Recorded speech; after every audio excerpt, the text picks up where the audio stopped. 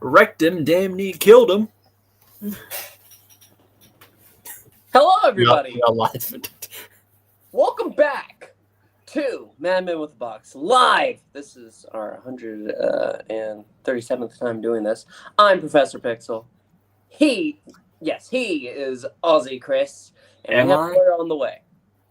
Am I? Am I really? I don't know. Are you? Am I? Is this really our 137th live stream? Remember, we do have some missing episodes. Live stream. Not our 137th episode, because we used to release... this is live 137 times from New York. It's Saturday night. Wait a minute. It's Saturday night?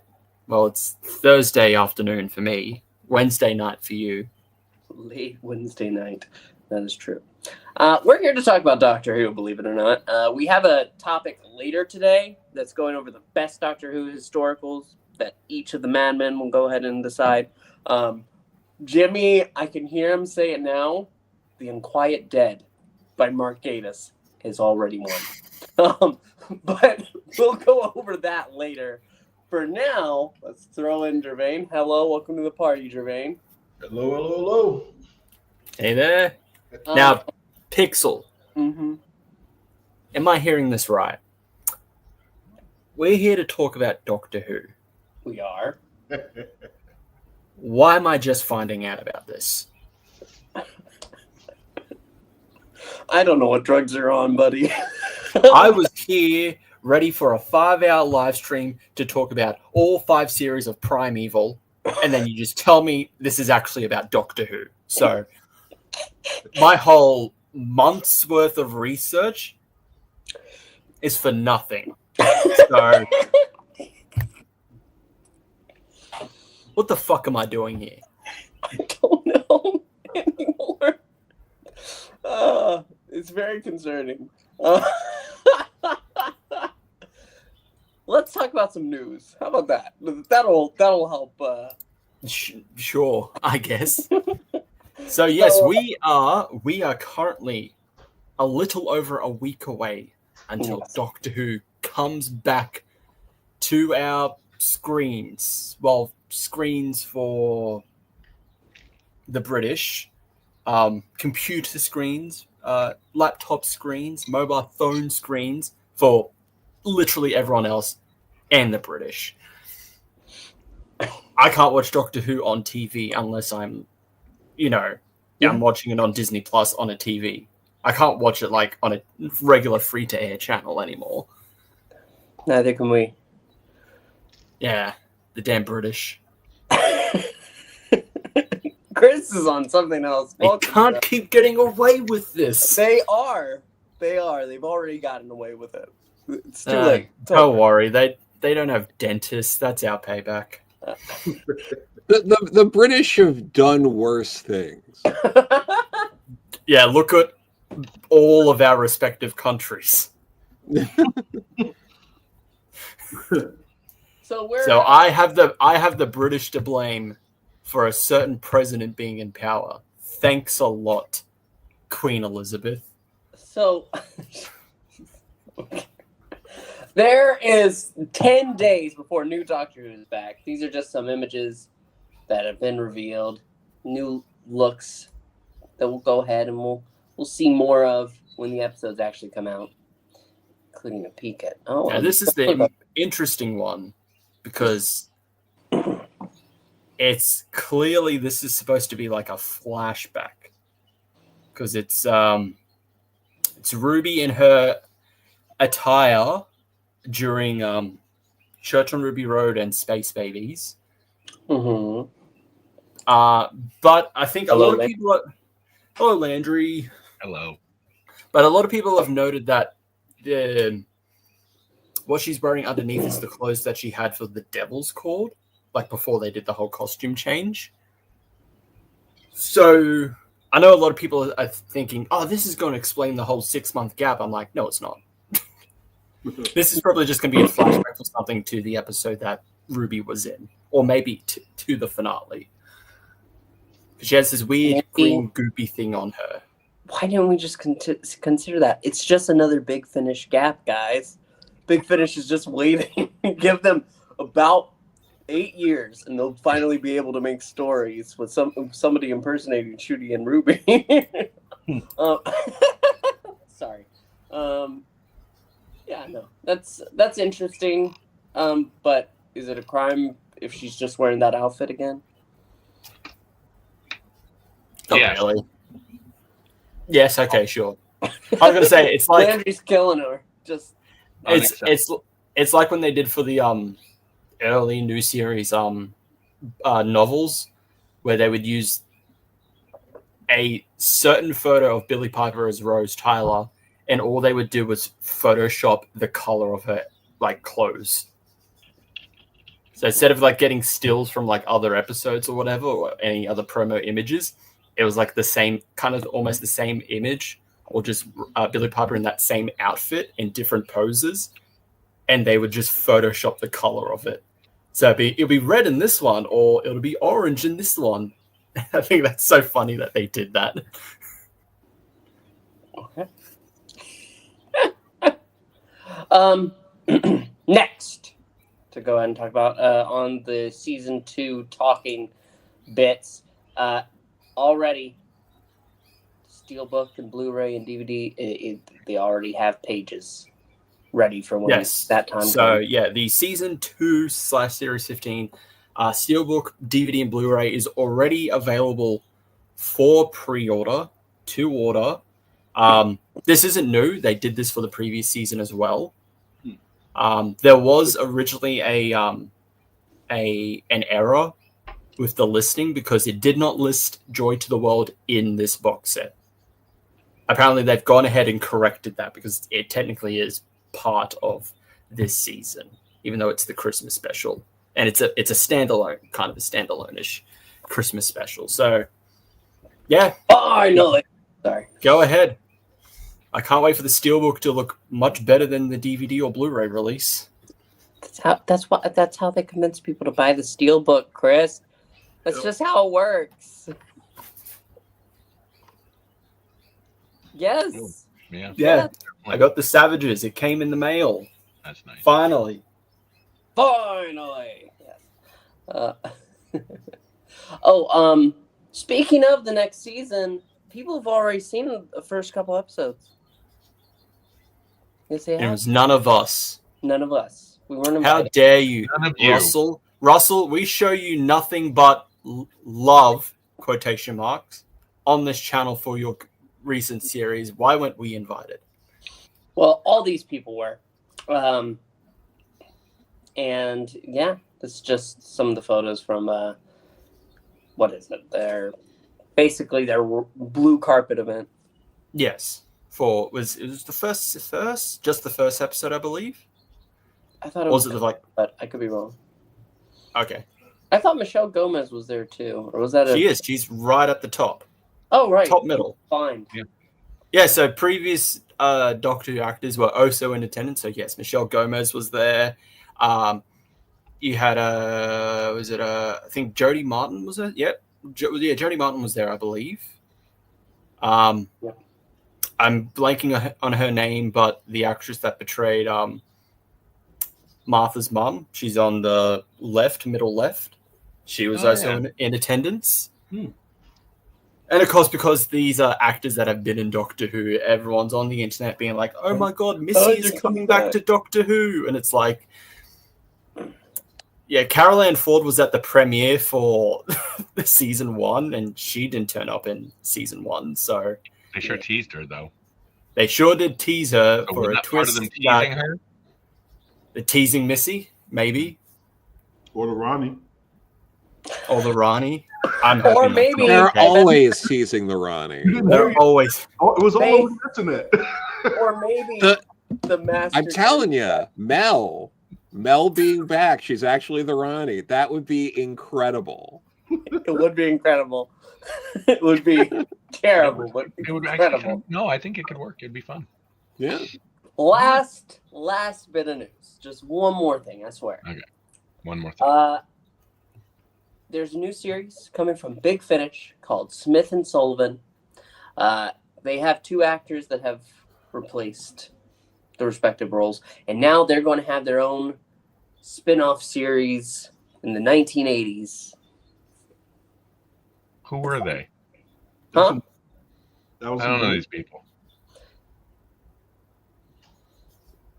Oh, I was waiting for you to say something, Pixel. No. So, Sadie Miller and Christopher Naylor are the current voice actors for Sarah Jane Smith and Harry Sullivan.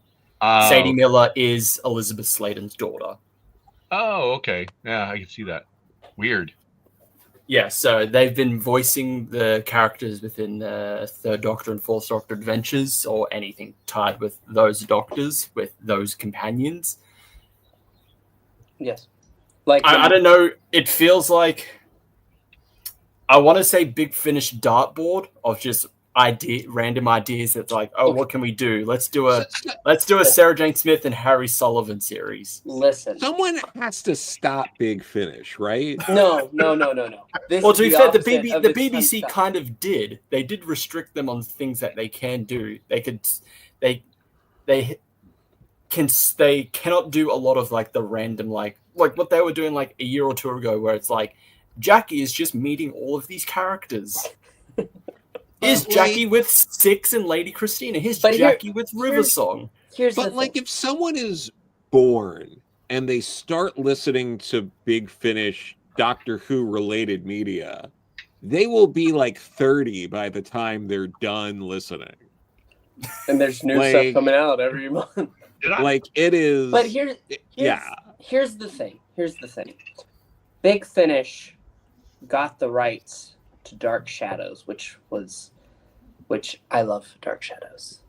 And what they did was they created a short series called The Cassandra and Tony Mysteries, using 2 characters from this short little arc.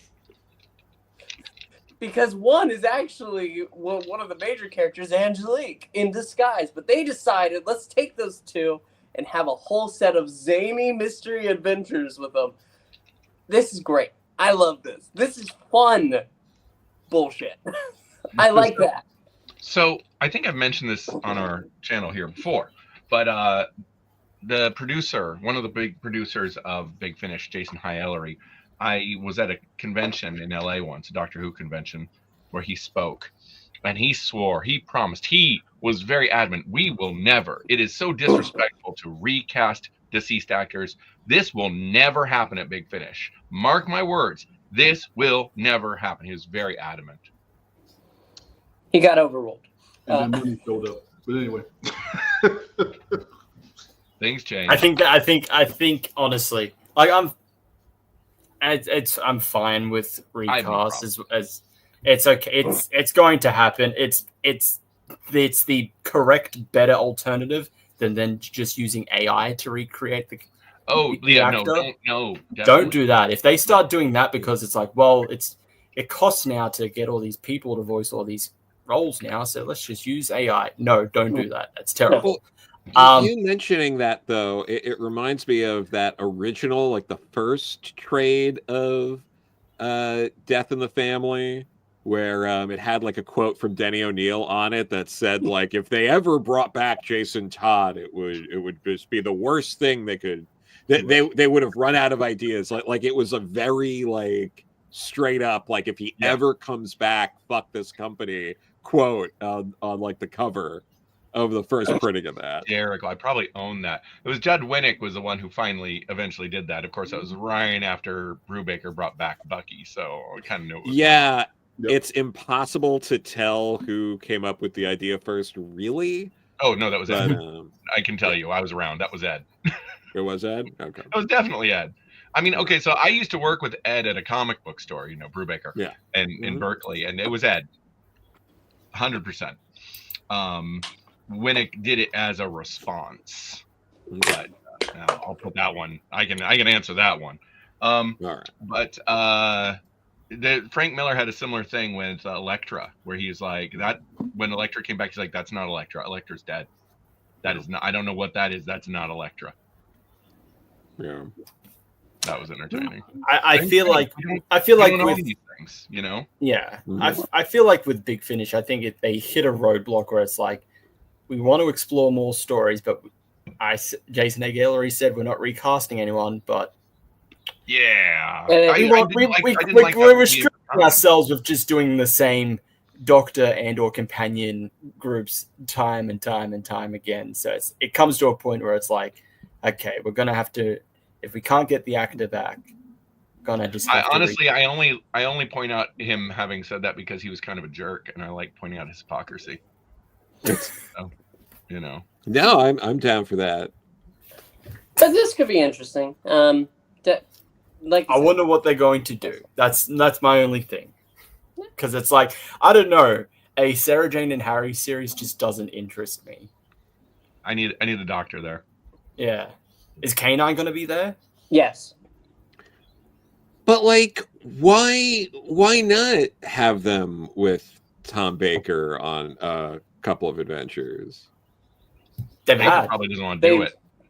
But like, but still, just keep doing But that. still, because anything with Tom Baker was recorded years ago. Yeah, I don't know. There's probably more coming out. They're trying to get the backlog out. The most recent recording that we know of was actually the Once and Future stories that he did. That was the most recent recording session. So I don't know if he's done anything after that.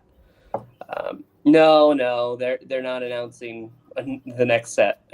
This is just a spinoff. All right, I'm going to go ahead, close this out.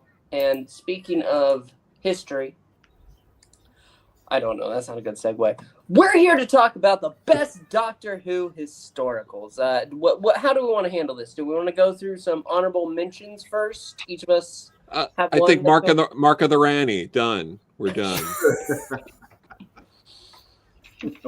Nailed it. Okay. Let's just go straight in for our favorites. Starting with Gevain. Okay. Well, you've heard me mention my pick many, many times before, and I will say it again. For me, it's the Aztecs. For me, it's one of the best stories of classic Who that I have watched. Mm-hmm. If you had to pick in terms of a story or serial that best exemplified what we knew in I think it was the 80s as edutainment and what the original goal of the show was, the Aztecs, when you distill it down, is the epitome of that goal, which is to teach these kids about history and do it in a way that had a lot of fun and adventure. I cannot stress enough how much every time I get a chance to sit down and watch the Aztecs, how much I enjoy it. Unlike Spyfall, all of the companions actually have something to do in the serial. No one is wasted. No story feels forced, with the exception of maybe the Ian fight scenes. They could have been better choreographed, but that's like a minor nitpicky issue. But it's like literally, I don't think there's like one bit of wasted plot story in this at all. And it's my understanding, I did a little research, and it was what I thought one of the nicer touches of the serial was the Doctor's little romance with Kameka, if I got her name right. It was something that it wasn't as romantic as we get in the modern era, but it was appropriate for the man of the Doctor's age to have that kind of a romance. And Barbara, they just did an amazing job in terms of her story with this. Her trying to a civilization that she admired, that she thought she could do better with, the way they dealt with the humors of it, of her attempting such a thing, and with the Doctor kind of scolding her. And it's like it's one of these serials. It's actually one of these stories where if you did this today, Barbara would be cast like as a white savior. It would be like very on the nose. A lot of the cultural implications in this, but I think the way they did it was just right. It was just, you focus on the story, you focus on the characters. people watching this could interpret this 15 different ways. It has a very timeless quality about it. For me, timeless means it was true yesterday, it was true today, and it's true tomorrow. The Aztecs for me, in terms of classic Who, is probably my number one story, but that's my pick for the best historical one, the Aztecs. I don't think in terms of classic Who, and I'm not talking about like the space-time stuff. Like, there's other stuff that's better that in terms of like the space-time adventure stuff. But in terms of like, if you were talking about what Doctor Who was originally intended to do, and you had to say this is the prime example of it, here's the blueprint, kids, you can't do any better than the Aztecs. Okay. Joe of the Corallos. Sure. It's interesting because there's some sort of maybe honorable mentions, but also like I will also mention a first Doctor story that's a little different because was it the Time Meddler is it's one of my favorite first Doctor stories. It's a lot of people's one of their favorite first Doctor stories, but it's the first time really that they were bringing a lot of the sci-fi elements into a historical, and that would be something that it was basically the blueprint for what we would get a lot of later on. Like just about every New Who historical is kind of off that. It's always has some element of sci-fi infused in it. You know, and I think it did set up a lot of interesting stuff, bringing in the, you know, expanding the Time Lord mythos. It's hard to understate how important that story is in the mythos in general. But, you know, beyond that, I'm also going to mention, because no one else is going to fucking mention Visitation because it's not very good, but there are interesting things going on in there, and it's using the historical context and then like getting rid of the sonic screwdriver and stuff like that. I thought was interesting, but God, those aliens look stupid. And the whole thing about like, ooh, it was the setup for the Great London Fire and all of that, which also feels very New Who, because God forbid they have a fucking historical adventure that isn't like a setup for like, and that's how this amazing thing that you read about in history happened.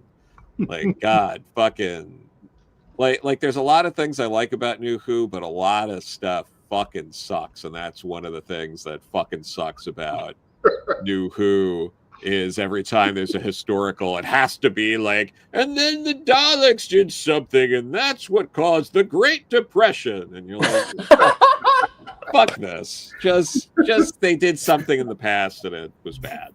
Okay. Knock it off. So Time Meddler is your favorite? Time Meddler is what I'm going for, yeah. Landry of the Quenwalkas. Okay, well, I mean, there's a lot that I could pick from here, and but at the same time, my favorite historical Third Doctor, First Sontaran episode, the Time, what's it called? Time Warrior. Time Warrior, which actually is very New Who in a lot of the ways. It's not a historical so much; it's a science fiction historical, as you're saying, and you could it's a really good point actually. And so there's something to be said about like the Aztecs that is really brilliant and more of a true historical, as I recall. It's been a long time since I saw it, so correct me if I'm wrong. That they didn't really stick with much after the very early years of Doctor Who. I love the Time Warrior. I love the Sontarans. I also love medieval war stories, and I love siege stories. So you give me a Sontaran being behind this just pretty straight up medieval war story. Otherwise, other than the fact that there's a Sontaran there pushing the buttons on it because he wants war to happen. But at the same time, like I said, it would be easier for me if you hadn't gone first, Joe, before me, because the stuff you're talking about, I'm like, those are really good points. So I'm going through the list thinking about the different historicals that I really enjoy, and I do kind of gravitate towards these ones that are always here's a historical, but it's really science fiction stories. Vampires of Venice. I really like that. Tooth and Claw. Yeah. Great werewolf story that happens to be science fiction and also happens to be historical. It's the one with Queen Victoria. Here's one I love, Curse of Fenric. I love Curse of Fenric, which is I think one of the and I was about to say Talons of Wenchang. That was my next one. So we're all that's a great one. And so, but I have to go.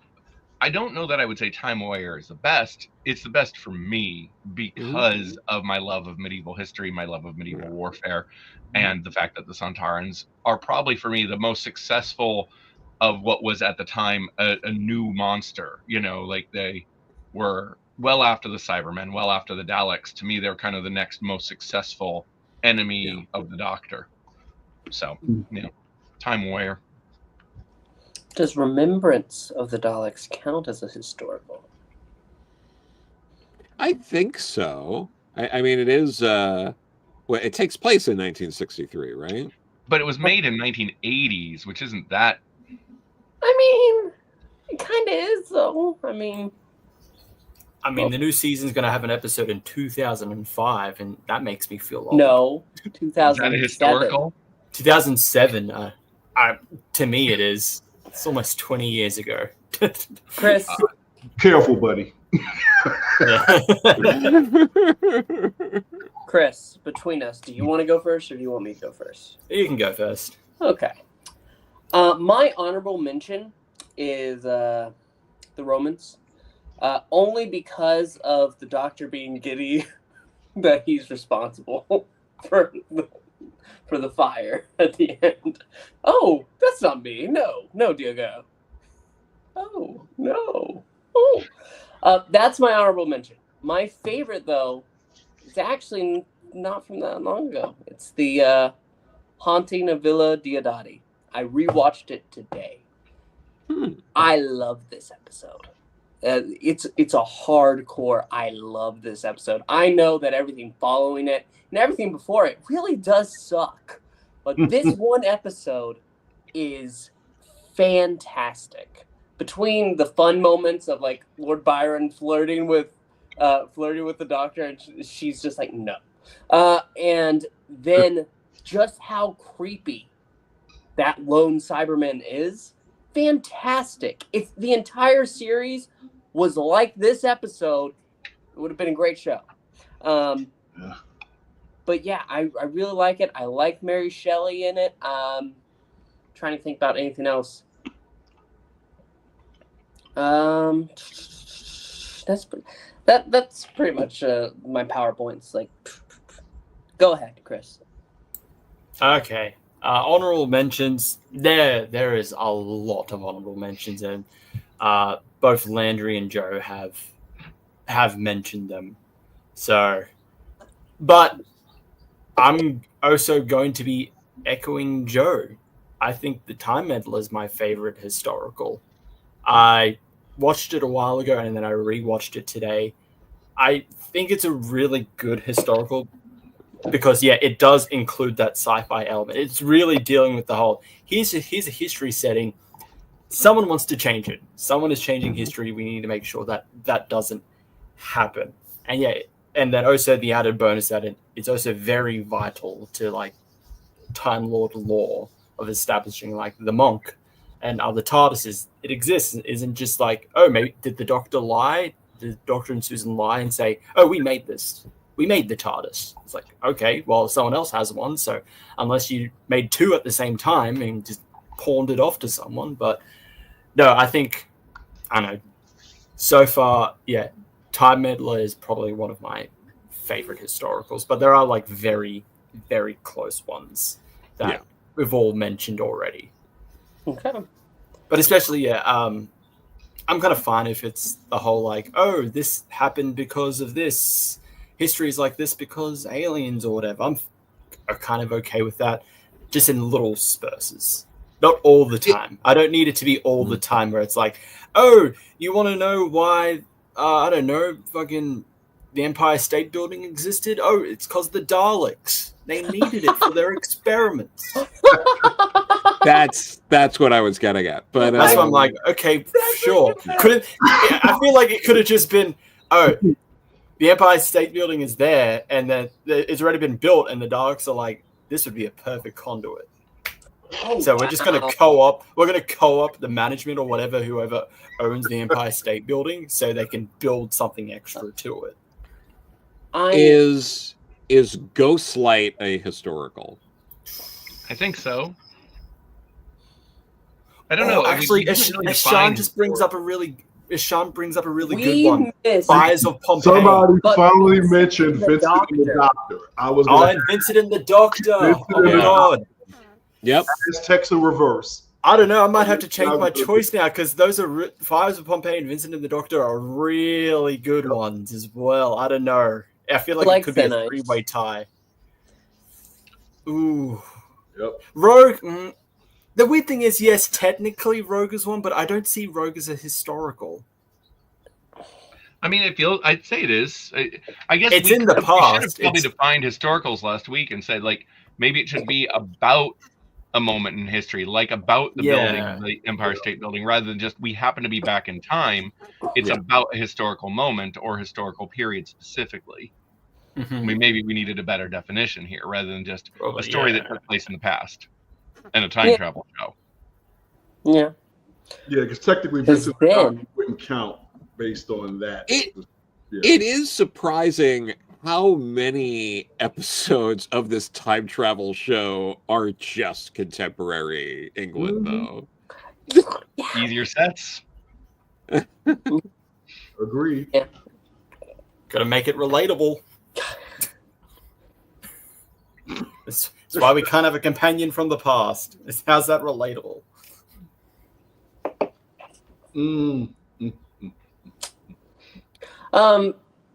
That's our list, though. I know this is a shorter episode, but it's definitely a fun topic.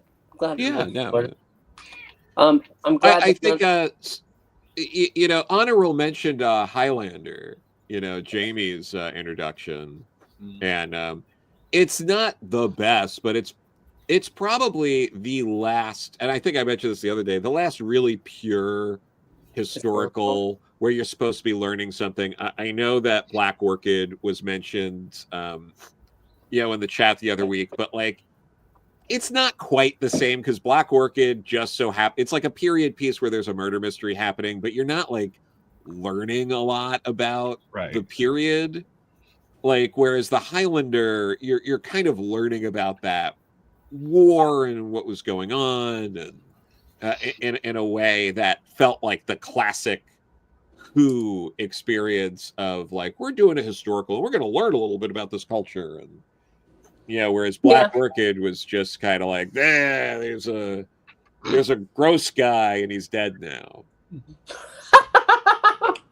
I got to give Vincent and the Doctor some more love here because it is the reverse of with Amy of what Barbara tries to do in the Aztecs, where she really believes that if Vincent Van Gogh sees the impact that he had on the future, our culture, and that it would somehow reverse his fate, and it doesn't. It's very bittersweet.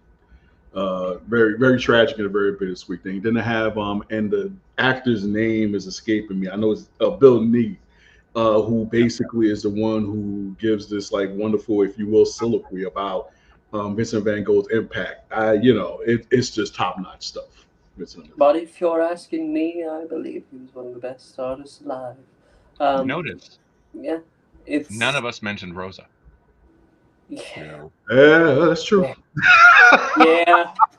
You're right. And we're still gonna have a debate about that one day, but you are correct, my friend.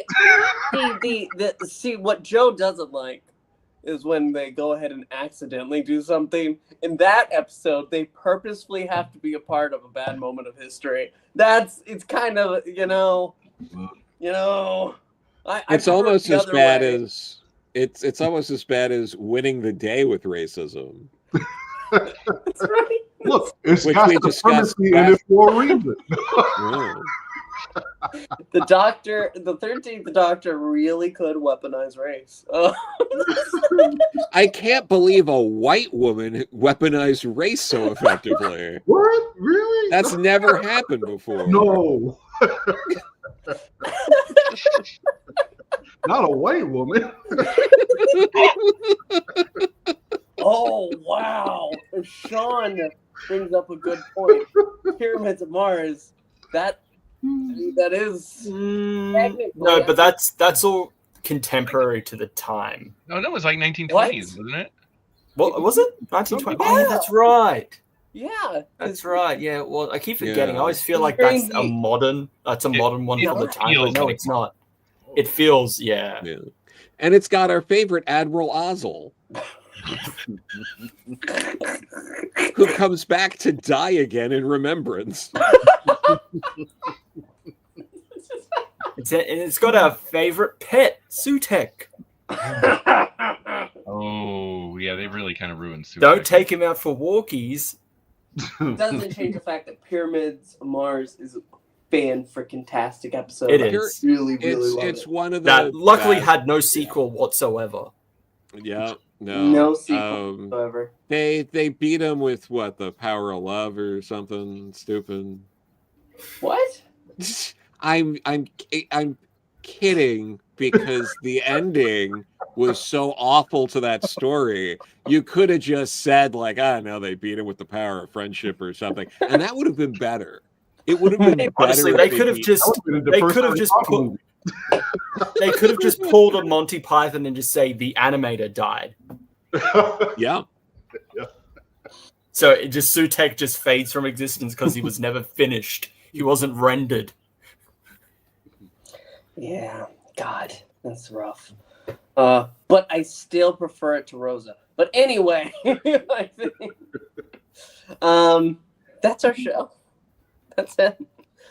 We could go ahead. What are we supposed to be doing next week, Chris? Well, I don't know. Next week is when Doctor Who returns. So should we do That's something? really- Wait a minute. Should we do something connected to the era?